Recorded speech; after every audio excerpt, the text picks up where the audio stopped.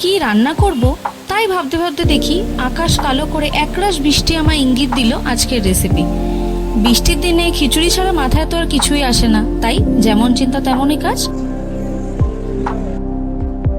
তাই সঙ্গে সঙ্গেই কড়াইতে তেল বসিয়ে তাতে তেজপাতা, শুকনো লঙ্কা আর জিরে ফোড়ন দিয়ে কেটে রাখা সবজি দিয়ে দিলাম। তাতে সামান্য নুন, হলুদ গুঁড়ো আর সামান্য পরিমাণে চিনি দিলাম।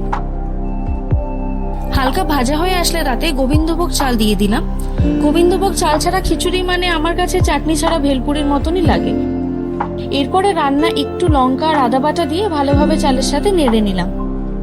চাল ভাজার গন্ধ বেরোতেই তাতে জল দিয়ে নেড়ে ছেড়ে অল্প আছে ঢেকে রাখলাম।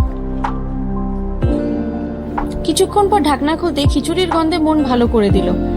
এরপর তাতে ঘি ঢেলে খিচুড়ির সুগন্ধ আরো 10 গুণ বাড়িয়ে দিলাম। তারপর বেগুন ভাজার পাঁপড় দিয়ে এই খিচুড়ি পরিবেশন করলাম।